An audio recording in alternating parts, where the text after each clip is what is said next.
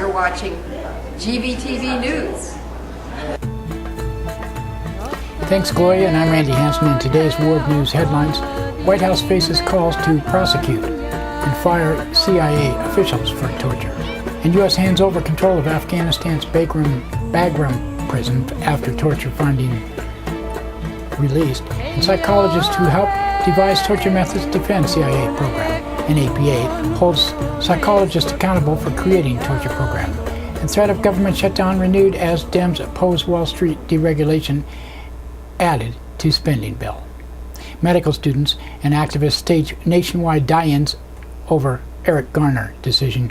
And hip-hop artists Nas, Common, Q-Tip present demands for justice in Garner case. An Obama administration given deadline to decide on whether to jail New York Times reporter in leak case. GVTV News is broadcast on Grass Valley Television, division of Rural Counties Television Network, whose focus is on community involvement. We also air on NCTV. But before these stories, GVTV News would like to thank one of our underwriters who supports your only visual video news media in Nevada County. That's right, it's us, GVTV News.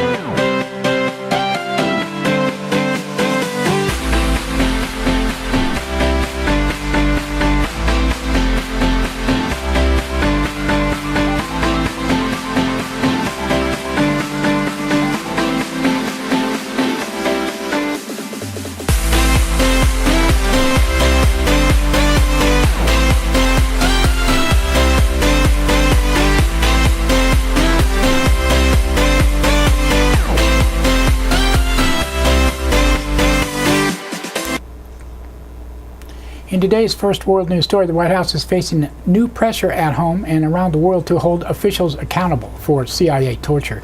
Senate findings released this week provide new details on the CIA's abuses of foreign prisoners, as well as the extensive effort it undertook to mislead the federal government, they say in this report, Congress and the public. On Wednesday, outgoing Democratic Senator Mark Udell called for a purge of top CIA officials implicated in the abuses and the ensuing cover-up, including current director John Brennan. In stark language, Udell accused the CIA of lying, and he said the CIA has lied to its overseers and the public, and destroyed and tried to hold back evidence, spied on the Senate, made false charges against our staff, and lied about torture and the results of torture, and no one has been held to account. There are rights now people serving in high-level positions of the agency who appeared directed or committed acts related to the CIA's detention and interrogation program. It's bad enough not to prosecute these officials, but to reward and promote them and risk the integrity of the U.S. government to protect them is incomprehensible. The president needs to purge his administration and high-level officials who were instrumental in developing and running this program. End quote. This committee report was all done with second-hand information from reports, and cherry-picked information was allowed in by the majority Democratic-controlled committee. Republicans released a minority group report that has been ignored by the liberal mainstream media. Obama administration, meanwhile, is standing by a long-standing refusal to prosecute Bush administration officials for carrying out procedures that at the time when they were done, it was considered a legal option. On Wednesday, the Justice Department said the Senate findings offer no new information to warrant reopening a previous investigation. At the White House, Press Secretary Josh Earnest said President Obama took sufficient action by ending the torture program when he took office. No response to questions about drone bombing since then that has increased during the Obama administration that has killed 1,000 more than 1,000 civilians as collateral damage against Islamic Muslim terrorists. White House Press Secretary Josh Earnest said the moral authority of the United States of America is one of the most powerful tools in our arsenal to protect and advance U.S. interests around the globe. It's a view of the President to use these techniques regardless of whether or not they elicit national intelligence information, undermine our ability to use this very powerful tool. And that is why the President outlawed these techniques in his first or second day in office. Although I don't think that he makes laws. Well, he does, but he's not supposed to. As the torture fallout unfolds, one of the two psychologists who helped create the CIA's program has spoken out in his own defense. James Mitchell told Vice News that abuse of prisoners is preferable to Obama's administration's ongoing drone war that claims civilian lives. He said, "To me, it seems completely insensible that slapping KSM Khalid Sheikh Mohammed is bad, but sending a Hellfire missile into a family picnic and killing all the children and, killing Granny and killing everyone is okay for a lot of reasons. One of the reasons is that about the collateral loss of life, and one is that if you kill them, you can't question them." According to the Senate report, Mitchell and his partner Bruce Jessen received $81 million contract to help design the CIA's torture methods, including some of its most abusive tactics. They had no prior experience in interrogation. With new tales of James Mitchell and Bruce Jessen's role exposed, American Psychological Association, or the APA, has renewed calls for the pair to be held accountable. The Ray Farberman of the APA spoke out on Wednesday and said, "We were distressed and frankly sickened by some of the brutal details. The techniques that were described are clearly torture. They are a violation of everything that our discipline stands for. They're clearly a violation of human rights and international law. As I said earlier, the two psychologists who apparently were involved are not members of our association. They therefore are beyond the reach of our ethics program. But regardless, they should be held accountable.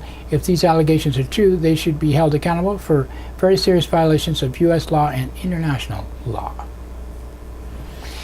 Government shutdown is back on the table today as top Democrats object to the corporate-friendly measures tucked into the omnibus spending bill just might shut down government. The $1.1 trillion measure negotiated ahead of tonight's midnight deadline to fund the government and to keep federal agencies from closing the doors, but Democrats are now opposing several last-minute provisions, including one that would repeal the key rule in a Dodd-Frank financial reform bill that limits risky trades by federally insured banks. On Wednesday, Democratic Senator Elizabeth Warren accused the financial giant Citigroup of authoring the rule change and said Citigroup is large and it is powerful, but it is a single private company. It shouldn't get a hold of an entire government hostage to threaten a government shutdown in order to roll back important protections to keep our economy safe. This is a democracy, and the American people didn't elect us to stand up for Citigroup. They elected us to stand up for all the people. Senator Warren is probably about ready to launch her entry into the presidential race of 2016. Another amendment would increase tenfold the amount of money allowed to certain political donations. Republicans say they are open to 1 or 2 day extensions, but have rejected Democratic calls to remove the pro-corporate provisions. But with Democrats still in control of the Senate until the new year, Republicans will not be able to pass the spending bill without bipartisan support. Protests continue nationwide 1 week after grand jury chose not to indict the New York City police officer in the chokehold death of Eric Garner. On Wednesday, students at around 70 medical schools nationwide staged joint die-ins, donning white lab coats and laying their bodies on the ground.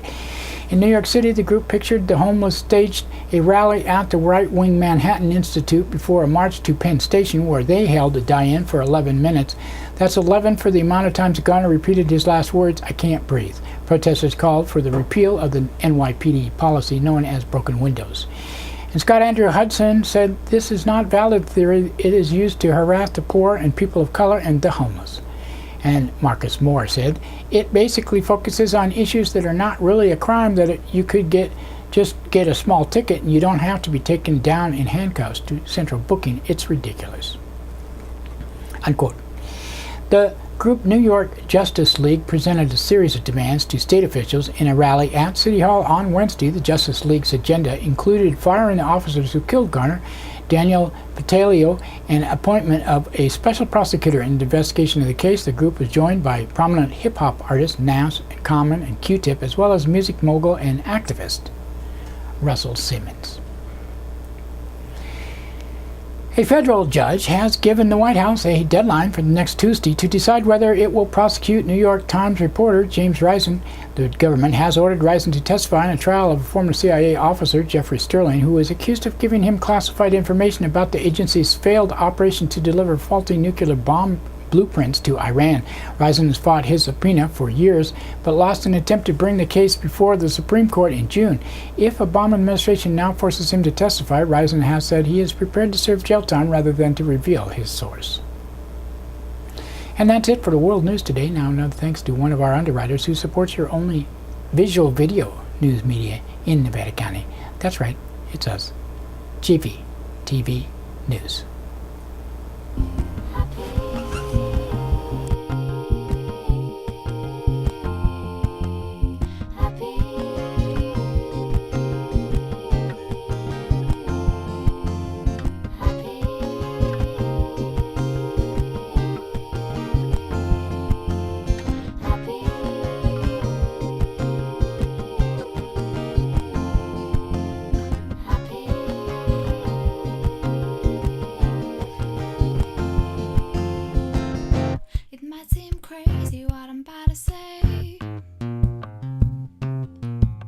Sunshine, she's here, you can take a break.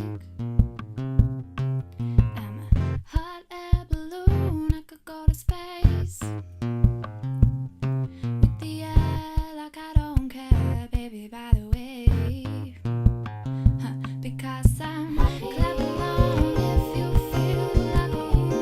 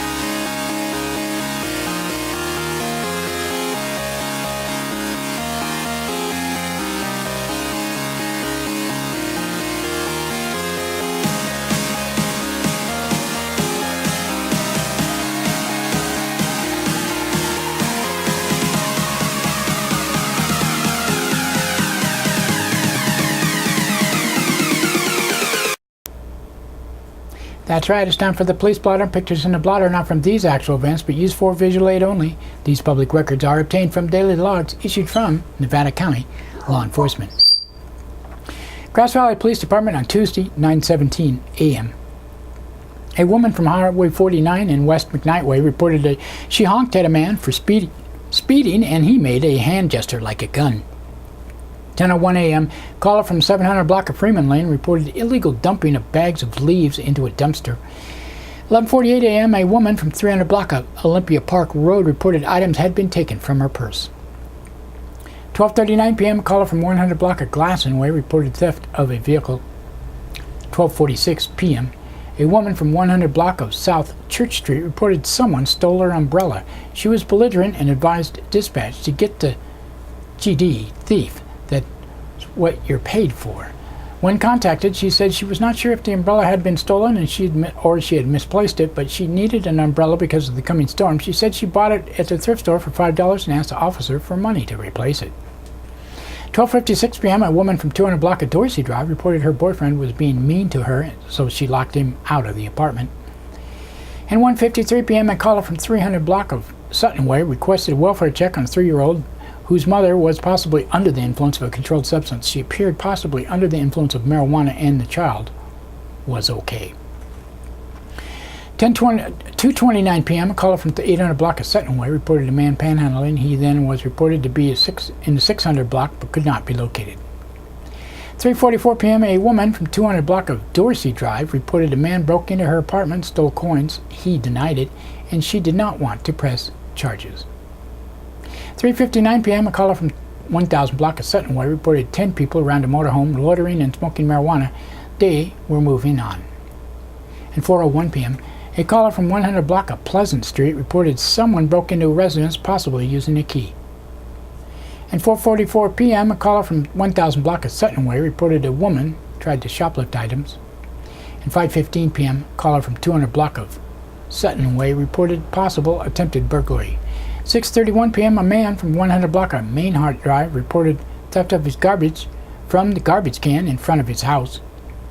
And 10:09 p.m. a caller from 100 block of Mill Street reported a suspicious man in a truck with 2 loaded guns, who then left. And 10:55 p.m. a man from 800 block of Old Tunnel Road reported someone broke into a residence, stole items. When he contacted, he said he had an 8-page song written on paper that he couldn't find. Voices in his head were telling him someone took it. Nevada County Sheriff's Office on Tuesday, 9 a.m., a caller from Palomino Place requested a check of a shed that might have someone living inside. No one was located. 11:50 a.m., a woman from Willow reported receiving pornographic pictures on her cell phone from an unknown number.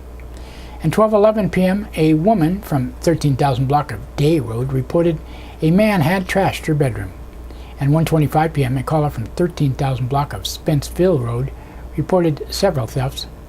And 1:26 p.m., a man from 12,000 block of Nevada City Highway reported his vehicle had been rifled through and he saw a man casing the residence. 3:24 p.m., a caller from 10,000 block of Willow Valley Road reported people broke into a building, set the fire alarm off, and there was water leaking from the second story. 3:26 p.m., a man from 10,000 block of School Street reported someone sent nude photos to his cell phone. At 5:18 p.m., a caller from 18,000 block of And 3 Lane reported promiscuous shooting. And 6:06 p.m., a man from Oak Way reported people in the neighborhood told him that they were producing some sort of web show with a camera system that was in his eyes. He called back to report he was being thrown out of his residence and wanted to cancel law enforcement response. 11:31 p.m., a caller from Banner Lavacap and Idaho, Maryland roads reported an injured bear cub in the road. And Wednesday, 2:08 a.m., a caller from 11,000 block of Lime Kiln Road reported a fight occurred around midnight and a man left but said he would be back with a group of people to harm people in the residence. Extra patrols were requested. Nevada City Police Department on Tuesday, 1:30 p.m., a caller from Zion Street reported a man approaching 2 boys on the way home from school, told them their backpacks looked heavy, then picked one backpack up off a boy's back. 3:52 p.m., a caller from 900 block of New Avenue reported a man skateboarding with a ramp refusing to leave. And that's it for the blotter today. Now, another thanks to one of our underwriters who supports your only visual video news media in Nevada County. That's right, it's us, GVTV News.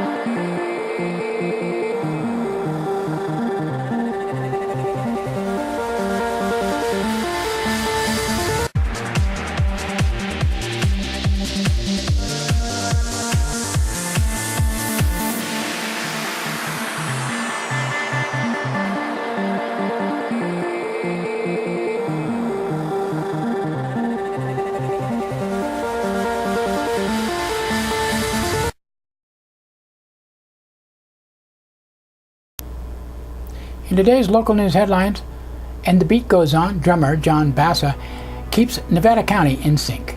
And Scooter's Place store relocates. And body found at Rollins Lake identified.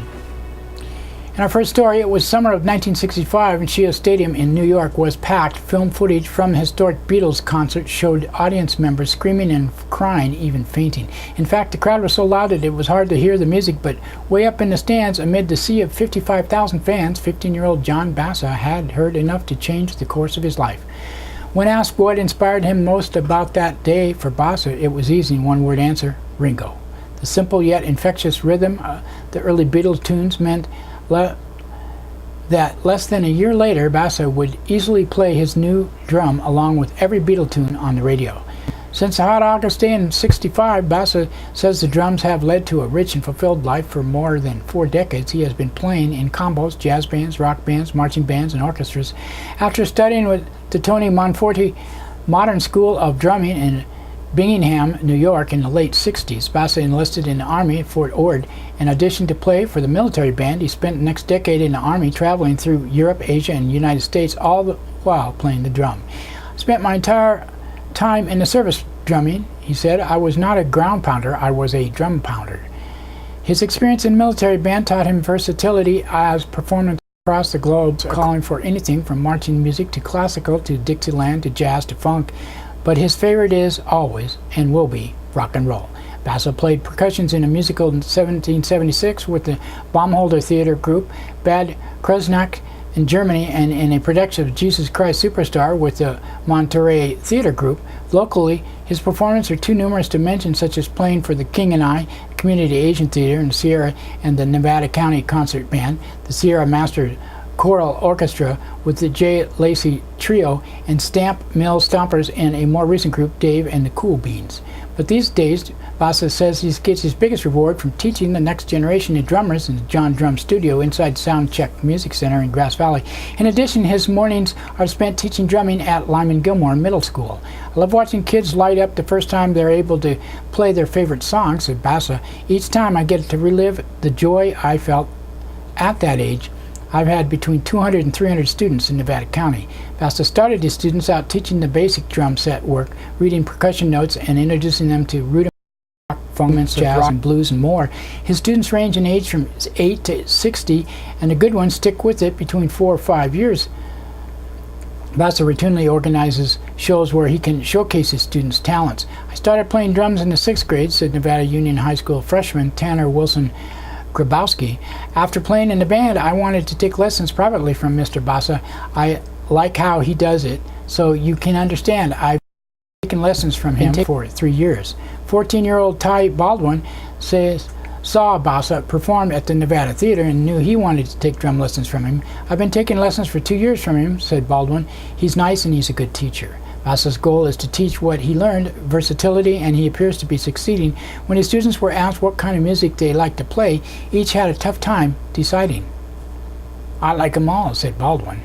When pressed, Bassa says his favorite always circled back to the Beatles classics. It is an inevitable focus on Ringo, who only had one recorded drum solo during his career with the group. The song The End was recorded for the album Abbey Road. It was reportedly the last song recorded collectively by all 4 Beatles. Why the deep admiration for Ringo? He's quirky and can see through his music through that he's got a sense of humor, says Bassa, but I also admire Buddy Rich, Gene Krupa, and music from Benny Goodman. I enjoy the improvisational nature of jazz. It's technical and syncopated. In 2007, Bassa experienced a serious personal setback. He was diagnosed with throat cancer. Had a 2-minute pity party, he said, then determined to beat it, kicked in. He went through a chemotherapy and endured 3 operations, including the dissection of throat muscles, but the experience seems to have made him more grateful for his creative life, which continues to lead him in new directions. Cancer was tough, he mused, but God had a plan for me to keep playing the drums. Great guy. The Scooter Pals invites dog lovers, cat lovers, and the public at large and their dogs to the grand opening of its new second-hand store location, 10 a.m. to 4 p.m. on this next Saturday on the 13th. Formerly located at Georski Drive, Scooter's Place quality second-hand store has moved to 1781A East Main Street in Grass Valley. New location is 3 doors east of Humpty Dumpty Kitchen, just past El Dorado Savings Bank. The grand opening celebration will feature refreshments, raffles for prizes, and of course great items on sale at dramatically discounted prices just in time for everyone's holiday shopping. Founder Susan Wallace describes the new store as bigger digs with better deals. Our new store is larger and more accessible, Wallace said. We now have a space to display furniture, so we are actively seeking donations of gently used, excellent quality items. Because we are uniquely all volunteer, the proceeds from items that have been donated to us directly benefit the dogs. I'm so grateful that this community supported our first year in Georgie's so generously. We are all excited by our growth in the new store where we can offer more items and more variety. Everyone is welcome to come and see our new store on the 13th. Besides the food and fun and great items on sale, we will also have some of our adoptable dogs there for people to meet, she added. Or if anyone would like to find out more about or volunteer for scooters, we always need fosters and volunteers. I hope they'll come by.